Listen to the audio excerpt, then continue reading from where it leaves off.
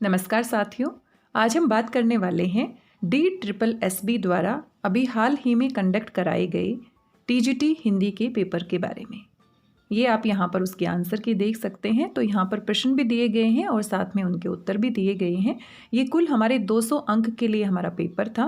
पहला जो हमारा पेपर है उसमें कुल 100 अंक के प्रश्न आपको मिलने वाले हैं और जो हमारे अलग अलग खंड में विभाजित हैं, जिनमें हर तरह की जानकारी आपसे पूछी जाती है। इसके बारे में आप अच्छे से जानते हैं। तो आज हम हिंदी के प्रश्नों के बारे में बात करने वाले हैं। पहला जो हमारा खंड है वहाँ पर सामान्य हिंदी से आपके 20 प्रश्न आते हैं और दूसरा जो हमारा खंड होता है वो सब्जेक्ट से संबंधित होता है, विषय से संबंधित होता है। तो वहाँ पर कुल 100 अंक के आपके प्रश्न हिंदी विषय से संबंधित पूछे जाते हैं। दूसरे खंड में 100 में से 80 प्रश्न आपके हिंदी से संबंधित होते हैं, हिंदी विषय से संबंधित होते हैं, लेकिन 20 जो हमारे प्रश्न होते हैं वो टीचिंग मेथोडोलॉजी से संबंधित भी होते हैं। तो आइए आज हम सामान्य हिंदी के प्रश्नों को देखने वाले हैं। यहाँ पर मुझे हल करने की आवश्यकता नहीं होगी क्योंकि पहले से ही आपका प्रश्न भी दिया गया है और साथ में उसका उत्तर भी दिया गया है। तो हम इनको पढ़कर देख लेते हैं किस तरह के प्रश्न आखिर पूछे गए थे। तो ये हमारा पहला खंड है, आप देख सकते हैं, और यहाँ पर अलग अलग सेक्शन से अलग अलग प्रश्न पूछे गए हैं। पहले पेपर में कुल 5 खंड होते हैं जिसमें अलग अलग सेक्शन होते हैं और यहाँ पर जो एक सेक्शन होता है उसमें 20 प्रश्न पूछे जाते हैं। पहला सेक्शन आपको रीजनिंग से संबंधित मिल जाएगा, फिर मैथ से संबंधित होता है, इंग्लिश और सामान्य हिंदी से संबंधित होता है और साथ में GK GS से भी संबंधित आपके प्रश्न पूछे जाते हैं। तो यहाँ पर आप देख सकते हैं ये हमारा जनरल हिंदी का सेक्शन है। तो यहाँ पर कुल आपके 20 प्रश्न यहाँ पर आपको मिल जाएंगे। तो यहाँ पर आप देख सकते हैं प्रश्न भी हमारे पास दिया गया है और साथ में उत्तर भी आप साथ साथ देख सकते हैं। निम्नलिखित प्रश्न में 4 विकल्पों में से उस विकल्प का चयन करें जो दिए गए वाक्य के वृत्ति के भेद का सही विकल्प है।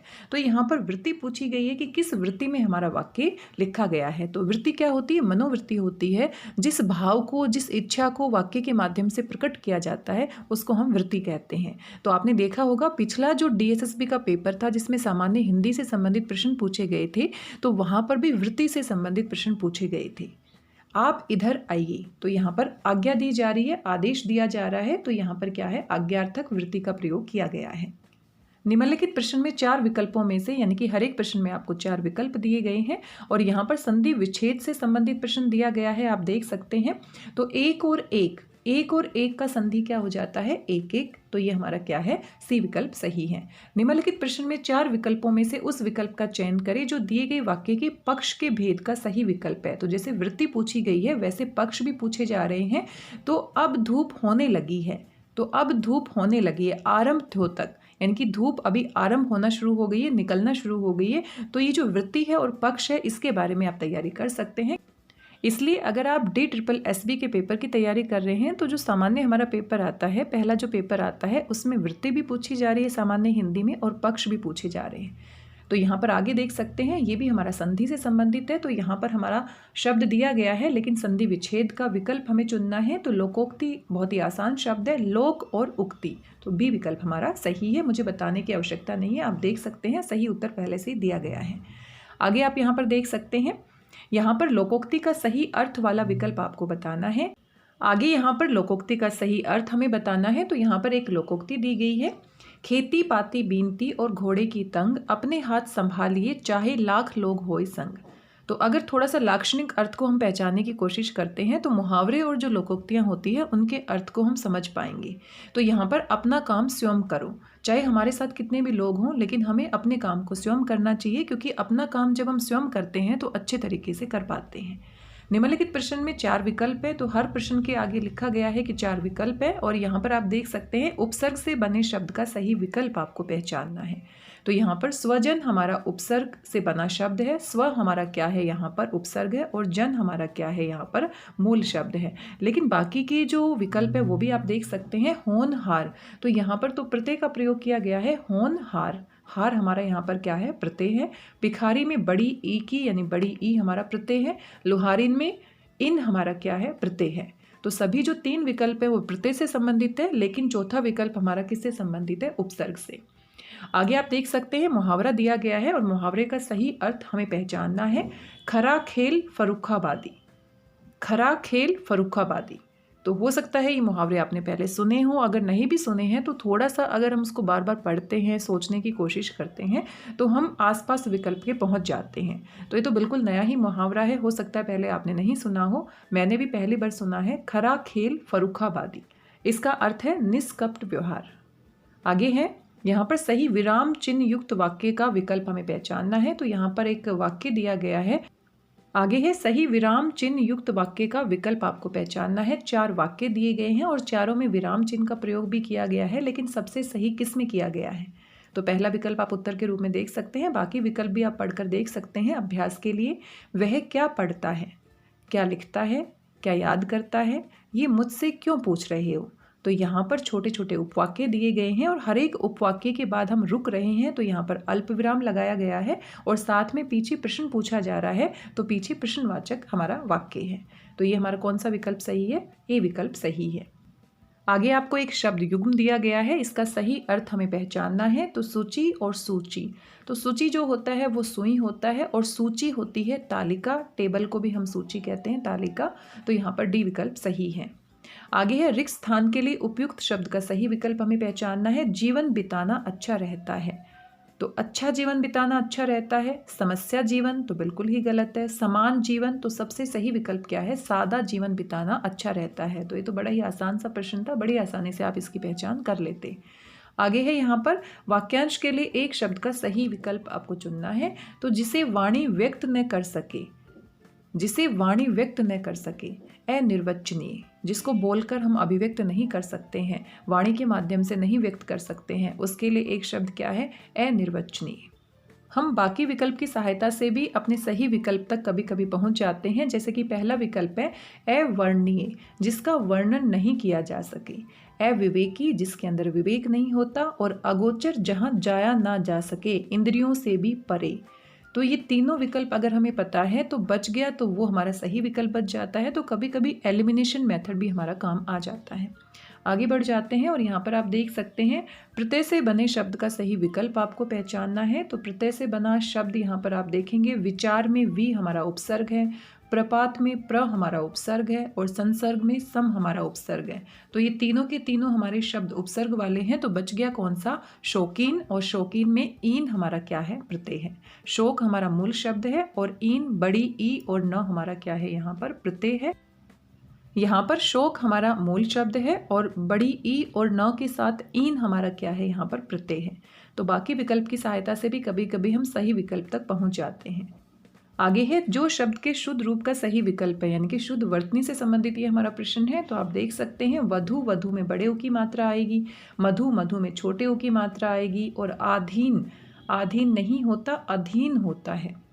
तो इस तरीके से हमारा पहला जो हमारा विकल्प है वो सबसे सही है। अतिथि शुद्ध वर्तनी वाला शब्द है। आगे है वाक्य के काल के भेद का सही विकल्प आपको चुनना है। तो काल के मुख्य रूप से 3 भेद होते हैं, लेकिन 3 भेदों के भी आगे उपभेद होते हैं। काश आज का मैच हम जीत जाएं, तो जीत जाएं तो यानी कि भविष्य की बात की जा रही है, तो भविष्यत काल है, लेकिन भविष्यत काल के भी क्या है? आगे भेद हैं। तो यहाँ पर संभावना है और संभावना की वजह से क्या है? संभाव्य भविष्यत काल। तो भूतकाल तो वैसे ही नहीं है, भूतकाल वैसे ही नहीं है, वर्तमान भी नहीं है। तो वैसे भी बाकी विकल्प भी हम देखते तो भी सही तक हम पहुँच जाते हैं। आगे है प्रश्न संख्या 15 और यहाँ पर लोकोक्ति का सही अर्थ आपसे पूछा गया है। बिना रोए तो माँ भी दूध नहीं पिलाती। तो ये तो बहुत ही साधारण सी लोकोक्ति है जो बार बार हम अपने घरों में भी प्रयोग करते हैं कि बिना प्रयत्न किए कुछ भी नहीं मिलता है, बिना कोशिश किए कुछ भी नहीं मिलता है। पहला विकल्प सही है। यहाँ आप देख सकते हैं कुल 15 प्रश्न जो है वो सामान्य हिंदी से संबंधित है और वहाँ पर भी आप टॉपिक भी देख सकते हैं। एक एक प्रश्न आपका पक्ष और वृत्ति से पूछा गया है, उपसर्ग और प्रत्यय से संबंधित है, संधि से संबंधित है, मुहावरे और लोकोक्तियाँ पूछी गई हैं, साथ में काल के भेद भी पूछे गए हैं। तो इसी तरीके से आप इन टॉपिक को अच्छे से तैयार कर सकते हैं। और यहाँ पर एक आपका या तो अपठित काव्यांश दिया जाता है या फिर एक अपठित गद्यांश दिया जाता है, जिससे 5 प्रश्न और पूछे जाते हैं। तो इस तरीके से 15 और 5 आपके कुल 20 प्रश्न हो जाते हैं सामान्य हिंदी के सेक्शन में। आगे यहाँ पर एक अपठित गद्यांश दिया गया है, कुछ पंक्तियाँ आप यहाँ पर देख सकते हैं। इनको ध्यान से पढ़कर आपको 5 प्रश्नों के उत्तर और देने हैं। ये कुल हमारे 20 प्रश्न हैं यहाँ पर सामान्य हिंदी से संबंधित। आइए इस गद्यांश को पढ़ लेते हैं और समझ लेते हैं जल्दी से। लाला झाऊलाल को खाने पीने की कमी नहीं थी। कोठी के ठठेरी बाजार में मकान था। नीचे की दुकानों में 100 रुपये मासिक के करीब किराया उतर आता था।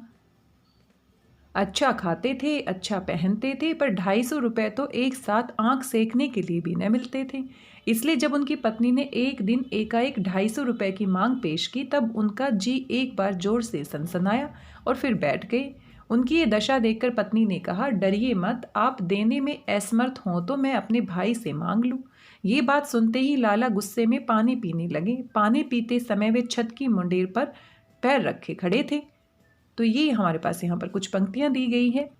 अगर आपने इसको ध्यान से पढ़ा है तो आप समझ ही गए होंगे, अकबरी लोटा पाठ से लिया गया है और ये हमारी एनसीईआरटी की पाठ्य पुस्तक कक्षा 8 में दिया गया है। अगर आप इसको याद कर पाते हैं, अगर नहीं भी कर पाते हैं तो अपठित गद्यांश है। आइए देखते हैं कौन कौन से प्रश्न यहाँ पर पूछे गए हैं।